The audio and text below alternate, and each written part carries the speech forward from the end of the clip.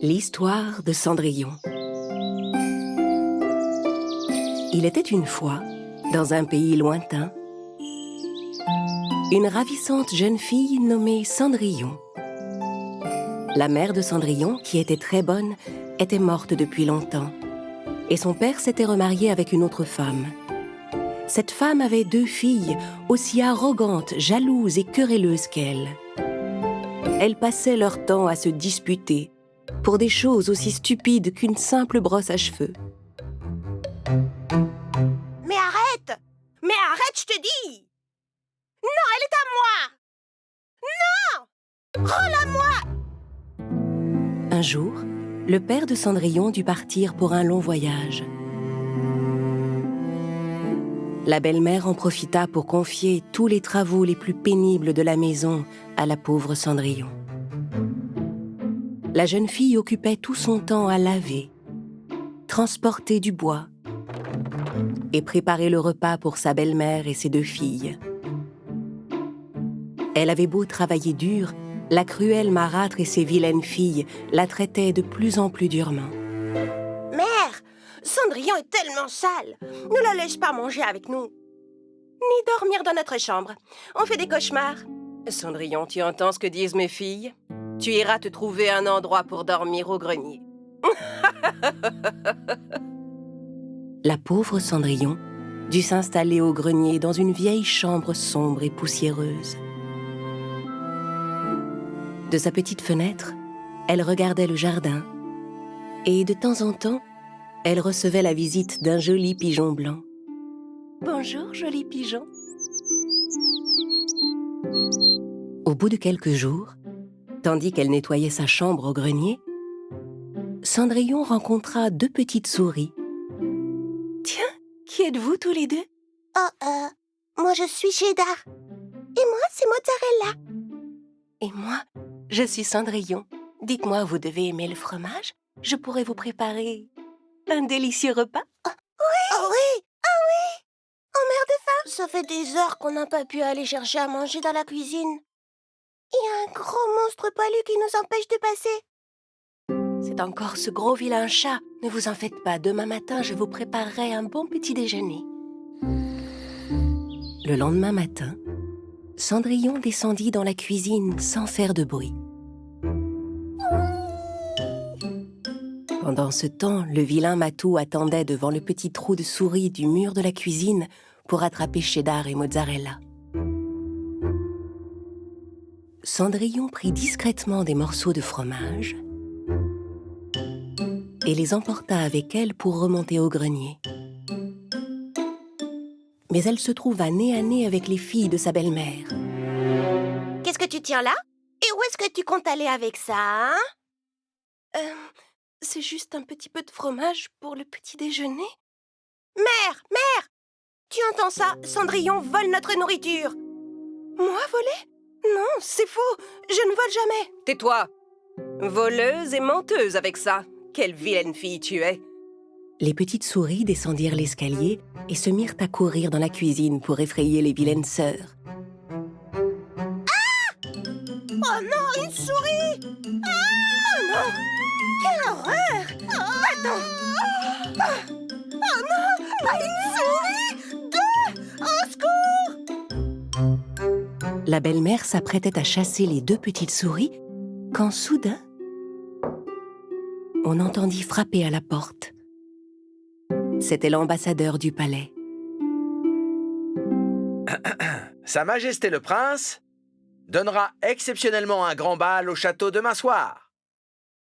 À cette occasion, toutes les jeunes filles du royaume sont invitées. Dès qu'elles entendirent parler du grand bal, Javotte et Anastasie se précipitèrent dans leur chambre, tout excitées, pour choisir la robe qu'elles allaient porter. Leur mère aussi tenait à ce que ses filles se fassent belles. Les 2 méchantes sœurs obligèrent Cendrillon à leur préparer les plus belles tenues pour le bal.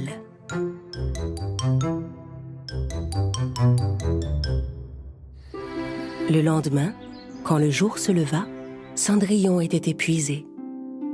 Ses petites amies, les souris, vinrent la réveiller. Cendrillon, réveille-toi! Il faut que tu te prépares pour aller au bal ce soir? Mais je n'ai rien à me mettre. Je n'ai rien d'autre que cette robe et elle est toute sale. Ferme les yeux, Cendrillon, et suis-nous. On a une surprise pour toi. Les petites souris conduisirent Cendrillon de l'autre côté de la chambre. De son bec, le pigeon blanc souleva le tissu qui pendait à côté de la fenêtre. Oh, une robe toute neuve. Je n'arrive pas à le croire. Elle est merveilleuse. Cendrillon enfila la robe, coiffa ses cheveux et descendit rejoindre ses sœurs. Mais en la voyant si belle, les deux méchantes filles furent folles de jalousie. La marâtre ne voulait pas que Cendrillon aille au bal, parce qu'elle savait bien qu'elle était plus jolie que ces vilaines filles. Alors elle jeta un bol de haricots dans les cendres de la cheminée et ordonna à Cendrillon de les ramasser. Si tu peux retrouver les haricots dans les cendres et les remettre proprement dans le bol en moins de 5 minutes, tu pourras peut-être venir avec nous. Cendrillon avait tellement envie d'aller au bal qu'elle commença à ramasser les haricots. En voyant dans quelle situation elle se trouvait, ses amis accoururent pour l'aider. En moins de 5 minutes, ils avaient ramassé tous les haricots et tout remis dans le bol. Cendrillon courut vers sa belle-mère qui était déjà en train de partir et lui montra le bol de haricots. La marâtre était bien décidée à empêcher Cendrillon d'aller au bal. Elle lui dit qu'il n'était pas question qu'elle aille au palais avec une robe pleine de cendres. La vilaine femme et ses deux filles laissèrent Cendrillon et se mirent en route pour le château. La pauvre jeune fille était si triste. Elle alla s'asseoir dans le jardin et se mit à pleurer au pied du noisetier que sa mère avait planté des années auparavant. À cet instant, l'arbre se mit à trembler et à scintiller, et une magnifique fée apparut juste devant Cendrillon. « Je suis une bonne fée, je suis venue t'aider. Ne sois pas triste, mon enfant. Toi aussi, tu vas te rendre à ce bal. »« Comment ? Je ne peux pas y aller dans cet état ? Laisse-moi faire, je m'en charge. Il me faudrait juste une grosse citrouille. Pour le reste, j'ai ce qu'il me faut. » Cendrillon alla chercher une belle citrouille au potager. La bonne fée agita sa baguette magique en direction de la citrouille, qui se transforma soudain en un superbe carrosse.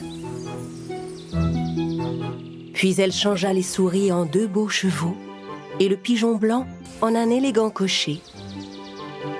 Cendrillon n'en croyait pas ses yeux. « Mais comment est-ce possible ?» La bonne fée agita ensuite sa baguette devant Cendrillon qui se retrouva vêtu d'une magnifique robe de bal. Et à ses pieds apparurent 2 beaux souliers de verre. « Je ressemble à une vraie princesse maintenant, merci gentille fée. Maintenant, va vite au bal. Allez !» Mais avant que Cendrillon s'en aille, la bonne fée la mit en garde. « N'oublie surtout pas, tu devras être rentré avant minuit, sinon la magie s'envolera et tout redeviendra comme avant. Et maintenant, va, mon enfant. » Cendrillon écouta attentivement la fée, puis se mit en route pour le château. Le carrosse la déposa devant les marches du palais. Cendrillon, resplendissante, entra dans le château. En voyant passer Cendrillon, tous les invités se demandèrent qui pouvait bien être cette ravissante jeune fille. Ni la méchante marâtre, ni ces 2 vilaines filles ne se doutèrent un instant que la belle inconnue était Cendrillon. Le prince s'avança vers la jeune fille et tomba aussitôt amoureux d'elle.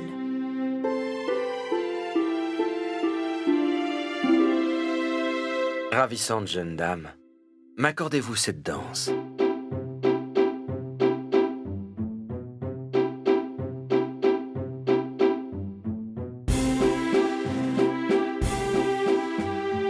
Cendrillon était tellement émerveillée de danser avec le beau prince qu'elle ne voyait pas le temps passer. Mais au moment où l'horloge allait sonner minuit, elle se rappela les mises en garde de la bonne fée. N'oublie pas, tu devras être rentré avant minuit, sinon... Cendrillon laissa brusquement le prince et se précipita hors du château. Mais où allez-vous? Je ne connais même pas votre nom! Cendrillon dévala les escaliers du palais si vite qu'elle en perdit un de ses souliers. Mais elle n'avait pas le temps de revenir en arrière pour le ramasser. Elle courut vers son carrosse et s'enfuit du château aussi vite qu'elle le put. Retrouvez la belle jeune fille qui a perdu ce soulier. S'il le faut, faites essayer la chaussure à toutes les jeunes filles du royaume. Au 12e coup de minuit, tout ce que la fée avait changé redevint comme avant. Cendrillon remonta dans sa chambre au grenier. Elle repensa à la merveilleuse soirée qu'elle venait de passer avec le prince et se rendit compte qu'elle en était tombée amoureuse. Mais il lui semblait impossible que le prince puisse un jour la reconnaître avec ses vieux haillons. Au bout de quelque temps, le prince fit construire un grand bâtiment à côté du palais pour y exposer la pantoufle de verre. Toutes les jeunes filles du pays venaient y essayer la chaussure à tour de rôle.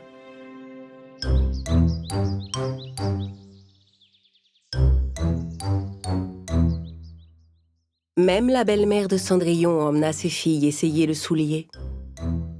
Mais elle refusa que Cendrillon les accompagne.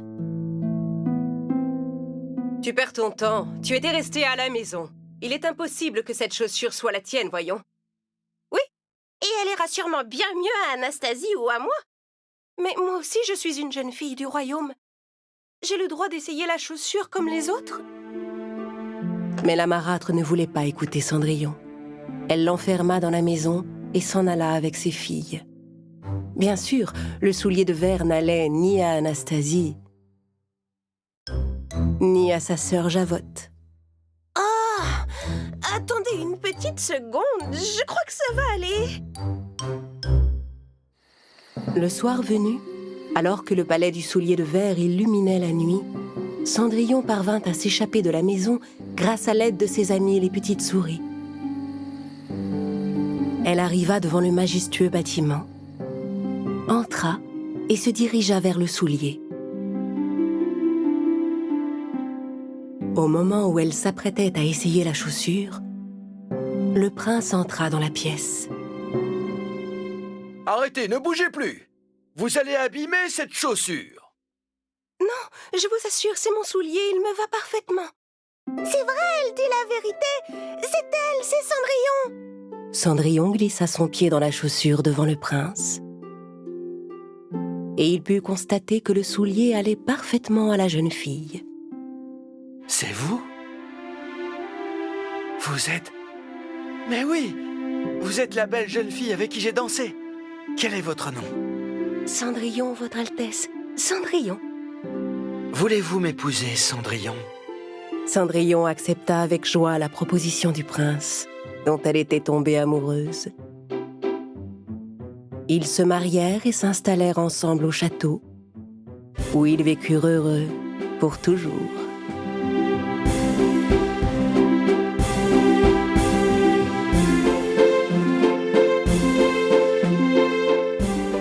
Cendrillon, la méchante fée. Il était une fois, dans un pays lointain, une belle princesse qui s'appelait Cendrillon. Cendrillon s'était mariée depuis peu à son beau prince charmant. Ils vivaient ensemble dans leur grand château, où ils coulaient des jours heureux. Mais dans l'ancienne demeure de Cendrillon, sa belle-mère et les deux filles de la méchante femme étaient folles de jalousie. Moi, si je vivais dans un château, j'irais danser tous les soirs dans les plus grands bals.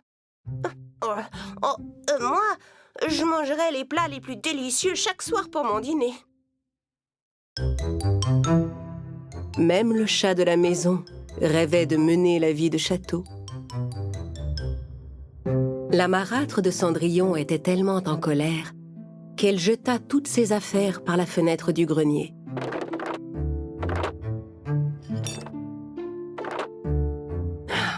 À quoi bon garder toutes ces vieilles choses? De toute façon, ça ne sert à rien. Soudain, la belle-mère remarqua une boîte qui traînait dans un coin. Curieuse, elle ouvrit la boîte et trouva dedans une vieille montre gousset. Elle prit la montre et redescendit dans le salon.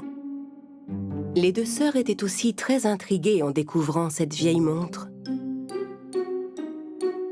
Elles appuyèrent sur le petit bouton qui se trouvait sur le côté pour voir l'intérieur de la montre. La montre ressemblait à toutes les montres gousset avec un petit miroir dans le couvercle, à ceci près que les aiguilles se mirent tout à coup à tourner à l'envers. Et soudain, une intense lumière s'échappa de la montre, illuminant toute la pièce. La mère et ses filles n'en croyaient pas leurs yeux, quand brusquement, une méchante fée apparut devant elles. Enfin délivrée! Me voilà de retour dans le monde réel. Vous... Quoi? Qui êtes-vous? Je suis une fée, vous voyez bien. Je suis la fée du passé. La fée du passé avait été chassée du monde des fées parce qu'elle avait le cœur mauvais. C'était une méchante fée. Elle dit à la marâtre et à ses filles: « Maintenant, celle d'entre vous qui m'a délivrée a droit à un vœu. Ce que vous voulez, je l'exaucerai. » Non, moi, je vous assure. C'est moi qui ai appuyé sur le bouton. La méchante fée choisit d'exaucer le vœu de la belle-mère. Et sans hésitation, la méchante femme demanda: « Je veux que vous remontiez dans le temps jusqu'au soir du bal. Et au lieu de tomber amoureux de Cendrillon, le prince devra épouser une de mes merveilleuses filles. » La méchante fée agita sa baguette magique devant la montre gousset, et toutes les horloges du pays se mirent à tourner à l'envers et à remonter dans le temps.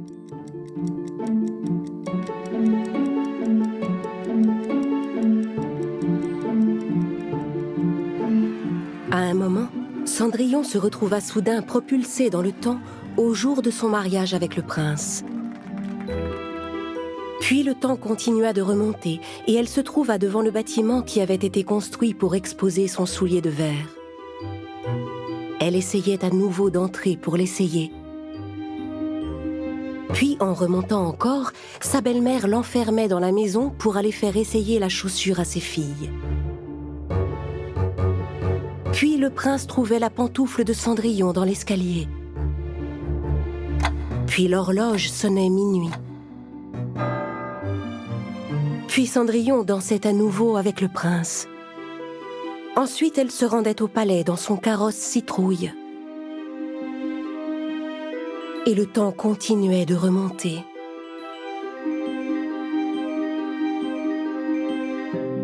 Jusqu'à ce que Cendrillon se retrouve assise sous le noisetier de sa mère, avec ses amis Cheddar et Mozzarella.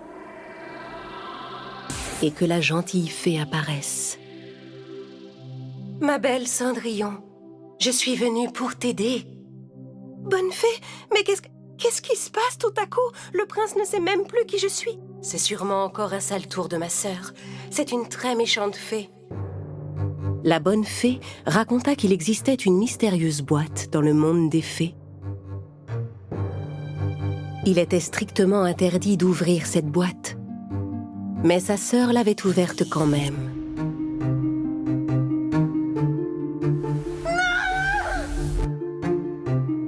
Pour avoir désobéi, la méchante fée fut punie et enfermée dans une vieille montre gousset. Après être restée longtemps enfermée, elle venait d'être libérée de sa prison par la belle-mère de Cendrillon et ses filles. La bonne fée montra à Cendrillon que sa méchante sœur était avec elle. « Ta belle-mère a demandé une chose terrible à cette méchante fée.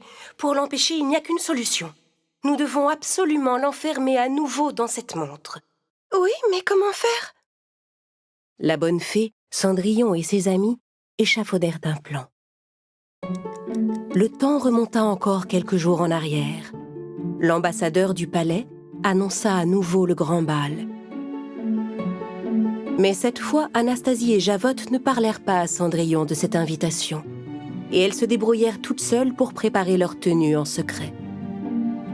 Le lendemain, pour empêcher Cendrillon d'aller au bal, la belle-mère l'enferma dans le grenier et s'en alla avec ses filles sans rien dire. Quand les 3 vilaines femmes arrivèrent au pied des marches du palais, la méchante fée apparut devant elles. Elle agita sa baguette magique et jeta un sort d'amour sur Anastasie. Sous l'effet de ce sort, dès que le prince vit Anastasie pénétrer dans la salle de bal, il fut subjugué. Il s'avança vers elle et l'invita à danser.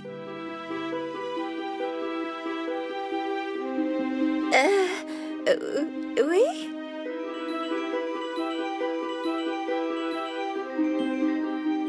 Pendant ce temps, Cendrillon et ses amis les souris, toujours enfermés dans le grenier, attendaient la bonne fée. Le pigeon blanc arriva par la petite fenêtre de la chambre de Cendrillon. Il apportait la montre gousset dans laquelle la méchante fée était restée prisonnière.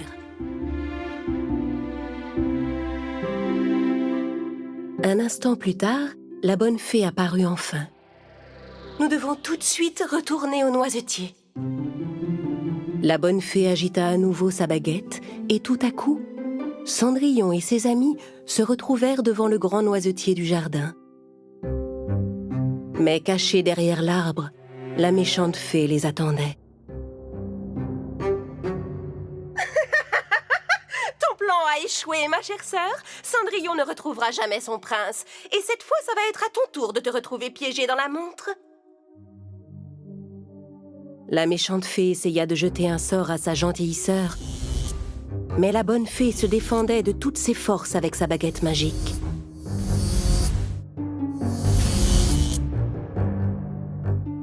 Effrayés par ce terrible combat, le pigeon blanc et les petites souris vinrent se réfugier derrière Cendrillon. La bonne fée se défendait avec tant de force et de courage qu'elle finit par vaincre la méchante fée qui s'écroula sur le sol. Cendrillon, la montre! Ouvre la montre magique, dépêche-toi! Non! Arrêtez! Je ne veux pas retourner dans cette montre! Cendrillon se dépêcha d'ouvrir la montre gousset. La méchante fée fut peu à peu aspirée dans la montre et finit par disparaître complètement. Toutes les horloges du pays se remirent alors à tourner dans le bon sens. Mais les choses n'étaient pas encore arrangées. Le bal? Je vais arriver trop tard au palais? La bonne fée, d'un coup de baguette, revêtit Cendrillon de sa belle robe et des fameux souliers de verre. Puis, avec un nouveau sort, elle changea le pigeon en oiseau géant. Cendrillon grimpa sur le dos du pigeon et, sans perdre un instant, ils s'envolèrent vers le château.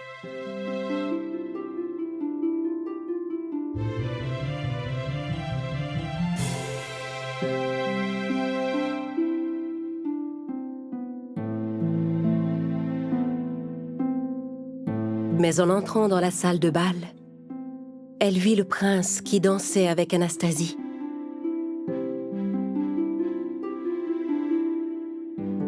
Cheddar et Mozzarella se précipitèrent vers le prince pour tenter de le réveiller de son sort. Hé! La plus belle jeune fille de la soirée est juste là! La plus belle jeune fille? Peu importe, continuons à danser. Hé! Regardez! Elle vous attend, allez-y! Dès que le prince vit Cendrillon, il tomba à nouveau amoureux d'elle. Et la magie du véritable amour détruisit le sortilège de la méchante fée. Cendrillon et le prince commencèrent à danser. C'est étrange, j'ai l'impression de vous connaître. Votre beau visage me semble familier. Cendrillon était si heureuse de danser avec son prince. Même Cheddar et Mozzarella dansèrent toute la soirée. Finalement, tout rentra dans l'ordre. Cendrillon et le prince se marièrent à nouveau dans les jours qui suivirent. Et ils reprirent ensemble leur vie heureuse au château.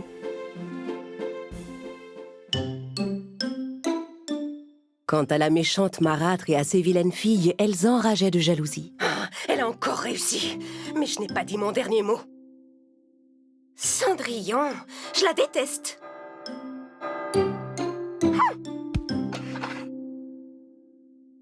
Cendrillon, les pantoufles magiques.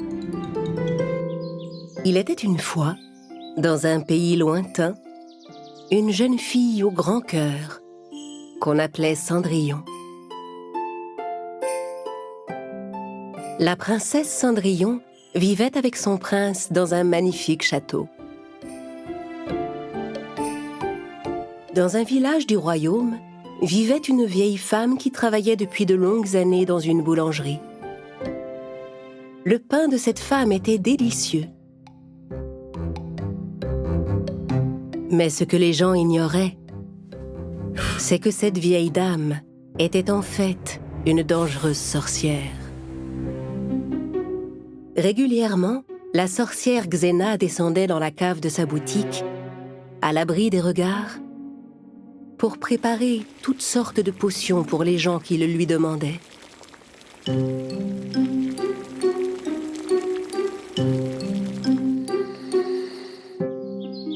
De leur côté, la méchante belle-mère de Cendrillon et ses deux vilaines filles, Anastasie et Javotte, cherchaient toujours un plan pour s'emparer du palais de la princesse. Je suis sûre qu'elle a eu recours à la magie. Anastasie avait entendu parler de la sorcière Xena, qui préparait en secret des potions dans la cave de sa boutique. Ce jour-là, Cendrillon et son époux le prince décidèrent de donner un grand bal au château. Je crois que je vais mettre mes souliers de verre le soir du bal.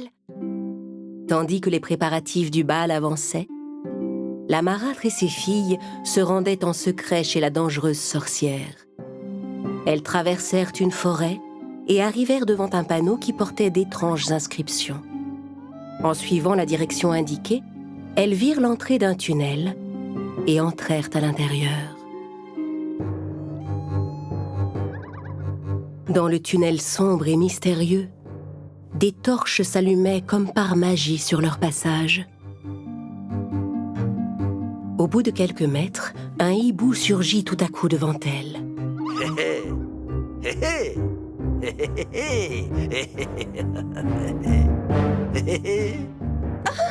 C'est quoi ça? Un hibou?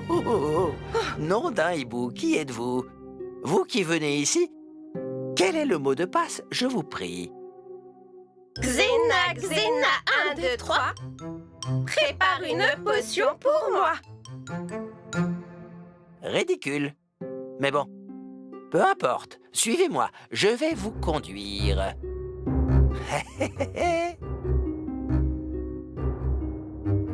Veuillez ouvrir la porte pour moi, s'il vous plaît. Dans l'autre sens. Merci, mesdames. Xena, vous avez de la visite. Elles entrèrent dans une pièce pleine de potions, de flacons, de marmites et d'ustensiles étranges. Il y avait toutes sortes d'herbes et de plantes et des chauves-souris qui volaient tout autour. Mère, cet endroit est vraiment effrayant. Vous ne trouvez pas? Dans cet étrange endroit, la marâtre et ses filles attendaient la sorcière avec anxiété. Enfin Xena arriva, coiffée d'un grand chapeau noir pointu, qu'elle souleva pour montrer son visage.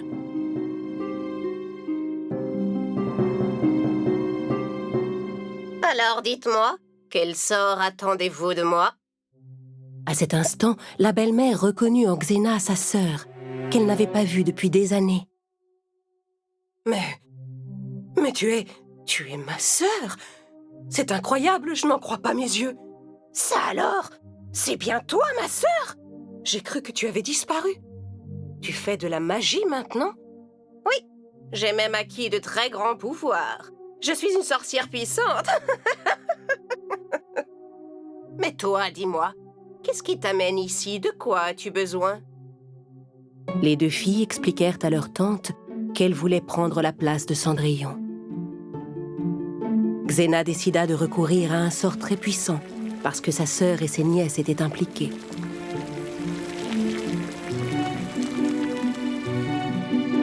Elle demanda à chacune des filles de lui donner un cheveu qu'elle plaça dans un bol. Et elle ajouta un étrange liquide magique. Puis elle prit l'empreinte des pieds d'Anastasie et de Javotte dans une bassine remplie de terre. Elle versa son mélange magique sur les empreintes et tout à coup, le soulier de verre de Cendrillon apparut devant elle comme par magie. Miaulement de chat et vers de terre, les pantoufles de Cendrillon la jetteront à terre. En entendant la voix de sa belle-mère, elles s'arrêteront, puis marcheront en avant et en arrière.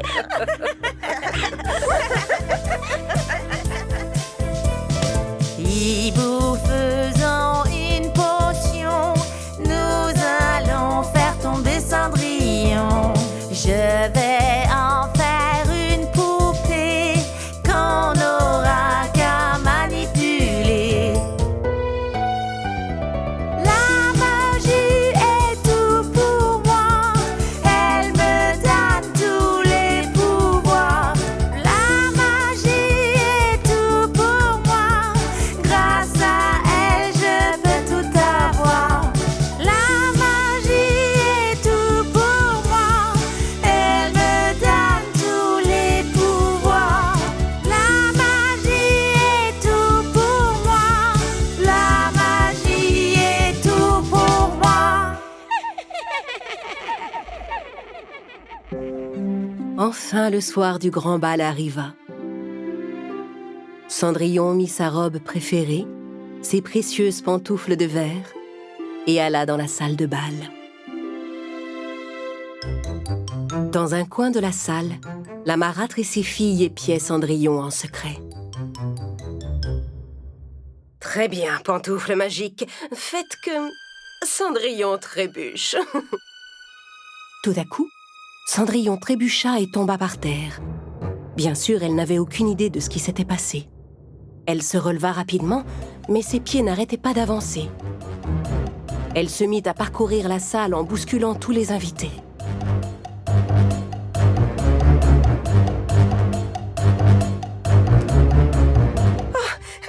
Qu'est-ce qui m'arrive tout à coup? Cendrillon courait dans tous les sens, à droite et à gauche. Ni le prince ni les invités du bal ne pouvaient l'arrêter. Finalement, elle sortit du palais et se mit à dévaler les escaliers, toujours incapable de contrôler ses pieds. Pendant ce temps, les vilaines sœurs et leur mère regardaient Cendrillon en ricanant. La princesse Cendrillon est partie en courant. Oh, vous avez vu ça? Pourquoi Cendrillon a quitté le château si brusquement? Est-ce qu'elle aurait soudain perdu la tête? Cendrillon s'éloignait de plus en plus du palais. Va te perdre dans la forêt, princesse Cendrillon. Voyant ce qui se passait, les amis de Cendrillon, Cheddar et Mozzarella, se précipitèrent sous le grand noisetier pour appeler la bonne fée à l'aide. Bonne fée, venez vite, où que vous soyez, on a besoin de votre aide.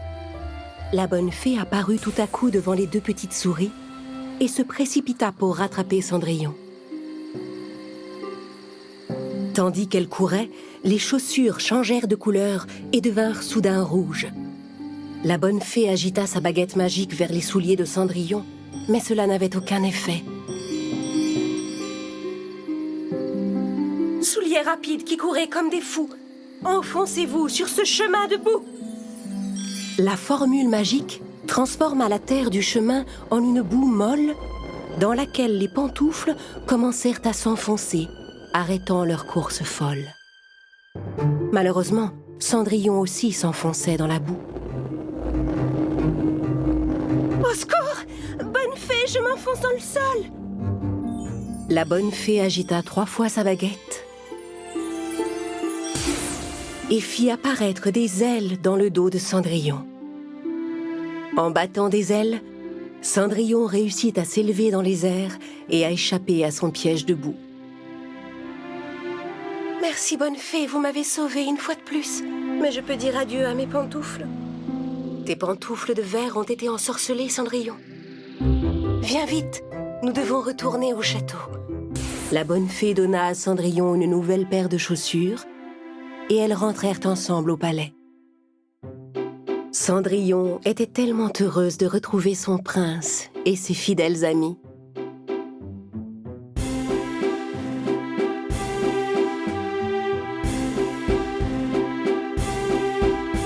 Voyant que leur plan maléfique avait échoué, la marâtre et ses filles quittèrent immédiatement le bal.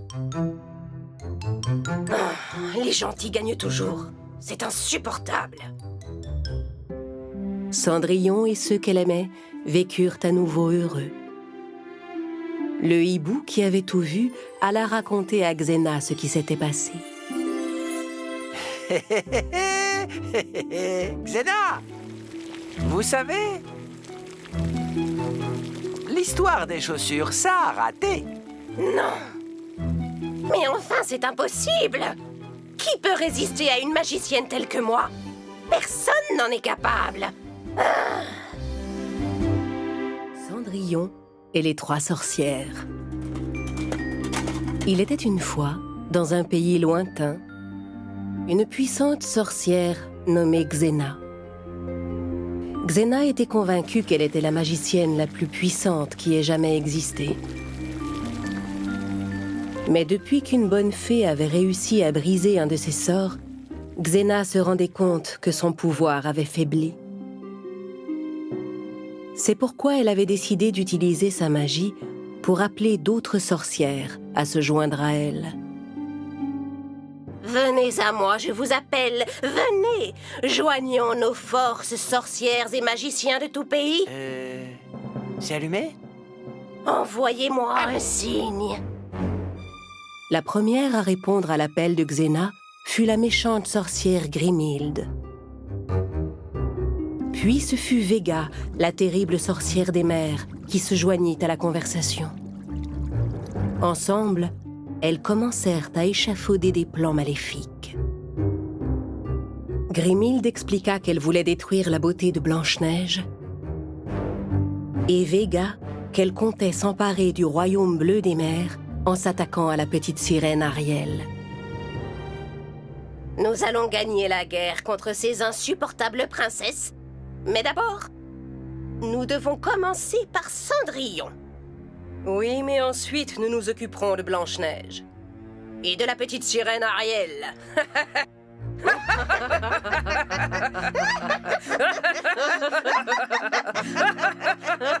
Tandis que les méchantes sorcières se réjouissaient d'avance de leur plan maléfique, Cendrillon démarrait comme chaque jour une belle journée auprès de ses amis. Tu vis un rêve éclatant avec ton prince charmant. Ne cesse jamais de croire en tes rêves. L'amour sincère jamais ne s'achève. Rêve, crois en ton bonheur. L'amour brille dans ton cœur. Rêve, crois en ton bonheur. L'amour brille dans ton cœur.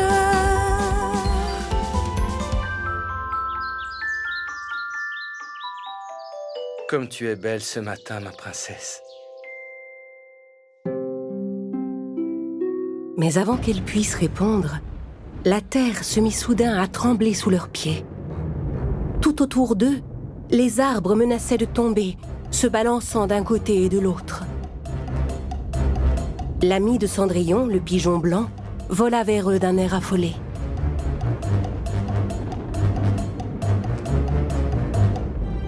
Qu'est-ce qui se passe? Va vite chercher de l'aide, pigeon. Devant la gravité de la situation dans laquelle se trouvait Cendrillon, le pigeon vola jusqu'à l'océan pour y déposer un message pour le royaume bleu des mers. Mais que se passe-t-il? Oh non! Non! Le château, là, regarde! Notre château s'écroule! Le château s'effondrait sous leurs yeux. Il était sur le point de disparaître totalement. Car toutes ensemble, les 3 méchantes sorcières, Xena, Grimhilde et Vega, jetaient des sortilèges à travers leurs boules de cristal. Certaines à présent que rien ne pouvait plus les arrêter. Quand ton château se sera écroulé pour de bon, il ne restera plus rien de toi, ma très chère Cendrillon. Terminé. Alors que Cendrillon et le prince s'enfuyaient loin du château, il se mit à pleuvoir. Ils s'arrêtèrent un instant sous un grand noisetier pour s'abriter. Regardez, c'est un noisetier. On pourrait peut-être appeler la bonne fée. Cendrillon posa sa main sur le tronc de l'arbre, ferma les yeux et appela la bonne fée. « Bonne fée, gentille fée, une fois de plus, viens nous aider. » En entendant la voix de Cendrillon, la bonne fée apparut sous le grand arbre. Elle agita sa baguette pour comprendre ce qu'il se passait. Oh, dans l'arbre, des sorcières! Cendrillon, tout ça est l'œuvre de 3 puissantes sorcières. Elles sont très fortes, il faut absolument briser ce sort. D'un coup de baguette magique, Oh! la bonne fée transporta tout le monde vers le château. En arrivant, ils furent sidérés de ce qu'ils découvrirent. Le palais avait disparu et à sa place se dressait un nouveau château à l'aspect lugubre. Cheddar et Mozzarella aussi étaient sous le choc. Soudain, la sorcière Xena apparut devant le sinistre manoir, suivie de près par Grimhilde et par la vilaine Vega. Inutile de venir jusqu'ici, mes chers. Vous n'avez plus de maison désormais.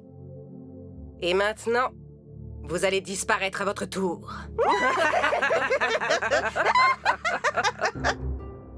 Chacune des vilaines sorcières se mit à jeter des sorts en direction de Cendrillon. La bonne fée, affolée, tenta de toutes ses forces de protéger Cendrillon des rayons maléfiques. Mais les sorcières étaient trop nombreuses et la fée n'était pas assez puissante pour les contrer. À bout de force, elle n'arrivait même plus à tenir sa baguette magique et la laissa tomber. Cendrillon ramassa aussitôt la baguette et la dirigea vers les sorcières. Heureusement, la lumière de la baguette parvint enfin à contrer les rayons. Oh non! Non! C'est trop puissant! Qu'est-ce qu'on fait maintenant? Mais les sorcières n'abandonnèrent pas pour autant. Cette fois, Vega utilisa son pouvoir pour faire jaillir des jets d'eau du plus profond de la terre. Le sol se fissura et des trombes d'eau sortirent de terre. Comment il peut faire ça? Pauvre petite, tu ne parviendras jamais à me vaincre. Mais tandis que l'eau continuait de jaillir, il se produisit une chose inattendue. Le père de la petite sirène Ariel, le roi Poséidon, surgit au milieu des flots. J'ai lu votre message. Laissez-moi me charger de Vega, je m'en occupe. Brandissant son trident vers les sorcières, Poséidon détourna sur elle les flots d'eau qui jaillissaient. Puissante eau des mers, repousse ces 3 sorcières. Arrête! Tu ne peux pas! Vega essaya d'arrêter les flots d'eau, en vain. Poséidon pointa à nouveau son trident vers les sorcières et fit geler toute l'eau, de sorte que les méchantes femmes se retrouvèrent piégées dans un gros bloc de glace. La bonne fée s'approcha pour lui prêter main forte. Avec sa baguette magique, elle entoura le bloc de glace de lourdes chaînes qu'elle attacha avec un solide cadenas. Puis elle souleva le bloc et l'envoya tout en haut d'une montagne où personne n'osait monter. Les sorcières étaient enfin vaincues. Merci, roi Poséidon. Poséidon rentra dans son royaume bleu des mers. La bonne fée fit disparaître le sinistre château des sorcières et remit à sa place la belle demeure de Cendrillon et du prince. Ils étaient tellement heureux de retrouver leur palais.